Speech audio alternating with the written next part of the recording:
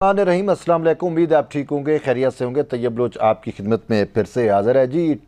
टिक टिक टिक टिक चल रही है, घड़ी चल रही है, वक्त जो है वो तेज़ी से गुज़र रहा है। ख़ुसूसन एक एक लम्हा, एक एक सेकंड जो है वो अब चीफ जस्टिस उमर अता बंदयाल पे बड़ा भारी या बोझल समझ सकते हैं गुज़र रहा है। क्योंकि सच कहते हैं सियाने कि नागुज़ीरियत एक बहुत बड़ा धोखा है और चीफ जस्टिस उमर अता बंदयाल ख़ुद को नागुज़ीर समझते थे। इसी सुप्रीम कोर्ट में बैठ के वन मैन शो आमिर मुतलकुल अनान जो है बने हुए थे और तमाम इख्तियारात उन्होंने अपने हाथों में ले रखे थे और उनको शायद वो ये भूल गए थे कि मुझे रिटायर भी होना है। मेरी ये जिस कुर्सी पे मैं आज बैठा हूँ और अपनी मनमानी कर रहा हूँ, ये कुर्सी कल मुझसे रूठ भी जाएगी, मुझसे छिन भी जाएगी, मैं इस कुर्सी से दूर भी हो जाऊँगा। तो इंसान वो होता है जो अपने आने वाले वक्त के लिए कुछ अच्छा कर जाता है और ये ख़ुद उसको एहसास था है। बल्कि चीफ जस्टिस उमर अता बंदयाल को ज़रूर ये एहसास है क्योंकि वो अक्सर उसको हमने कोर्ट में बेंच में रिमार्क्स देते हुए सुना कि इंसान मैं ये सोचता हूँ कि मैं कुछ अच्छा कर जाऊँ ताकि मुझे अच्छे अल्फाज में याद रखा जाए। अब ये उसकी ख्वाहिश ही रही, बल्कि वो कहते हैं ना, जो ख्वाहिश पूरी ना हो तो वो फिर अरमान बन जाती है। तो ये चीफ जस्टिस उमर अता बंदयाल की ख्वाहिश अरमान बन चुकी है कि मुझे अच्छे अल्फाज में याद रखा जाए। बात यह है कि इसने अच्छा ऐसा किया क्या है कि इसको अच्छे अल्फाज में याद रखा जाए। दुनिया आवाम बहुत सियानी है, वो उसको याद रखती है जो कुछ अच्छा करता है, जिसके अच्छे गुण होते हैं, जिसके अच्छे लक्षण होते हैं। इसके गुण क्या हैं? बात यह है कि अब ये बेचारा उस नहज पे पहुंच चुका है कि ना ये इधर का है ना ये उधर का है। मतलब एक साइड ये पीडीएम और ये जो दीगर स्टेक होल्डर थे तहरीक इंसाफ के, उनके खिलाफ तो ये रहा ही रहा और वो तो इसको अपने खिलाफ समझते भी रहे और है भी सही और ये फैक्ट है। जबकि जिसकी ये सहूलतकारी करता रहा तहरीक इंसाफ, वो भी अब इससे नाला है, वो भी इससे खुश नहीं है। इसको ये ताने दिए जाते हैं कि जी इसको जो है वो ब्रेवरी का मुजाहरा करना चाहिए था, बहादुरी और जुर्रतमंदी का मुजाहरा करना चाहिए था और बोल्ड फैसले करने चाहिए थे। तो इसी वजह से वही बात है कि इससे अब दोनों खुश नहीं है। मतलब है, अब बात यह है कि अगर ये न्यूट्रल खेलता तो शायद तमाम मकातब फ़िक्र, तमाम स्टेक होल्डर इससे राज़ी होते। न्यूट्रल मीन कि ये आइन और कानून के मुताबिक चलता, जो रास्ता है, जो आइन इसको रास्ता दिखाता था, जो कानून की विजडम थी, जो उसके मुताबिक चलता, तो इसके लिए कोई मसला ना होता। इसको वाकई तारीख़ में जो है वो अच्छे अल्फाज में याद रखा जाता, कहा जाता कि भाई क्या चीफ जस्टिस उमर अता बंदयाल थे जो आइन और कानून की हुक्मरानी के लिए जिन्होंने ये इक़दाम किए। लेकिन अब क्या कहा जाता है कि चीफ जस्टिस उमर अता बंदयाल ने अपने इख्तियारात का नाजायज़ इस्तेमाल किया और फिर सुप्रीम कोर्ट के ऊपर कलंक लगाया। सुप्रीम कोर्ट की ये तो इसने तौहीन की। सुप्रीम कोर्ट जो बतौर अदलिया जो है उसके वक़ार पर धब्बा जो है वो लगाया चीफ जस्टिस उमर अता बंदयाल ने।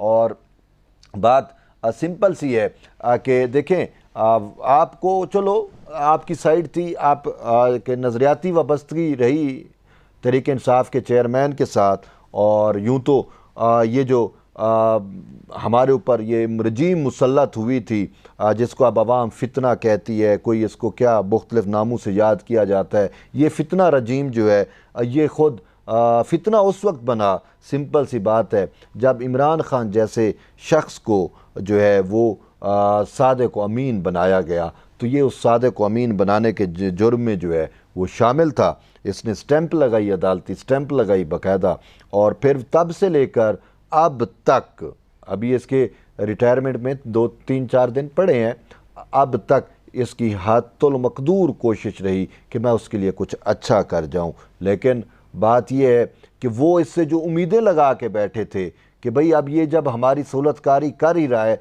तो खुल के सहूलतकारी करे, लेकिन ये इसने खुल के भी सहूलतकारी नहीं कर सका। कोशिशें तो की और बेहतरीन कोशिश की, मुतअद्दिद फ़ैसले दिए, लेकिन उनकी उम्मीदें ज़्यादा बंध गई थी ना कि भाई जो हम इससे प्रेयर ही नहीं करते, ये वो भी हमें इंसाफ दे जाता है या वो भी फैसला हमारे हक़ में कर जाता है। तो यूँ जो है जब उम्मीदें, तवक्कुआत, एक्सपेक्टेशंस, ये आम तौर पे हम कहते हैं ना कि किसी से एक्सपेक्टेशंस नहीं होनी चाहिए, तो पीटीआई की ओवरऑल एक्सपेक्टेशन उमर अता बंदियाल पे थी और ये उनकी एक्सपेक्टेशंस पे पूरा नहीं उतरा, तो इसी वजह से वो अब इसको बुज़दिल का ताना दे रहे हैं। इवन पिछले दिनों तहरीक इंसाफ के वकला के हामी वकला का जो है वो कन्वेंशन हुआ, तो इसमें बंदियाल के ख़िलाफ़ नारे लगाए गए और इसको बुज़दिल बंदियाल कहा गया, बुज़दिल उमर चीफ जस्टिस कहा गया।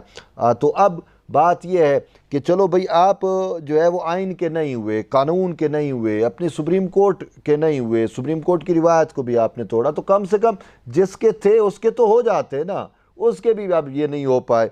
तो शायद इसी वजह से अब उमर अता बंदियाल बहुत परेशान है और कोशिश इसकी है, और ये कर क्या रहा है कि तहरीक इंसाफ का जो भी इसको वर्कर, जो भी लीडर, जो भी उसका नज़रियाती हम ख्याल बंदा मिलता है, ये उसको एक्सप्लेनेशंस देता है, वजाहतें देता है, जी मैं मजबूर था, मैं ये किया, मैं वो किया, ये करता, ये हो रहा है बाकायदा, ये वजाहतें अब दे रहा है कि मैं करना चाह रहा था, ये था, वो था, वटेवर जो भी इसके अपनी चीज़ें हैं, ये उनको क्लैरिफाई करने की कोशिश कर रहा है और उनको वजाहतें देता फिर रहा है। लेकिन बात यह है कि अगर इसके अच्छे गुण होते तो इसको वाकई अच्छे अल्फाज में याद रखा जाता, और अब जाते जाते तो इसने इंतहा की है, और वो इंतहा आपने ख़ुद देखी है कि अपनी सासू माँ के लिए इसने पूरी सुप्रीम कोर्ट की रिवायात और सब कुछ जो है उसको दाव पे लगा दिया। अभी हमारे एक रिपोर्टर हैं जहाँ से वो एक इंडियन जज की एक मिसाल दे रहे थे कि इंडियन मध्य प्रदेश के एक जज थे, तो उनकी बेटी जो है वो वकालत यानी एलएलबी तकरीबन उसने कर ली, तो वो प्रैक्टिस उसने करनी थी, उसी साफजर ज़िले में प्रैक्टिस करनी थी, उसी शहर में प्रैक्टिस करनी थी।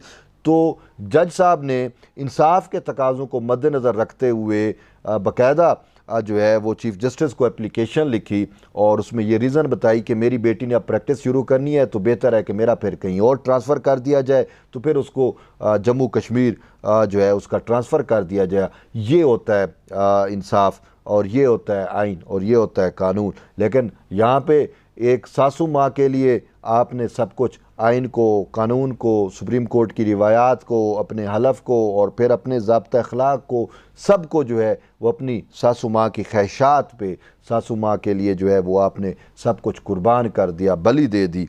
ऐसा नहीं होना चाहिए, और जो ऐसा करते हैं तो फिर वही है कि वो तारीख़ के कूड़ादान का ही हिस्सा बनते हैं। और फिर इससे भी यूँ तो सुप्रीम कोर्ट में मुतअद्दिद ऐसी मिसालें मौजूद हैं कि जज, बेटा जज होता है, तो मतलब बाप जज होता है और बेटे जो हैं वो फिर बाप के नाम पे भी जो है वो पैसे लेते हैं। ये जस्ट मज़ाहिर नकवी पे भी कुछ ऐसा ही इल्ज़ाम है कि इसके बेटे लाहौर में बैठ के फ्रंटमैन का रोल प्ले करते हैं और कहते हैं कि भाई हमारे बाप से कोई काम तो सुप्रीम कोर्ट का हो या लाहौर हाई कोर्ट का हो तो हम करा देते हैं, लेकिन इतने पैसे और ये वो, तो यहाँ तो ये होता है।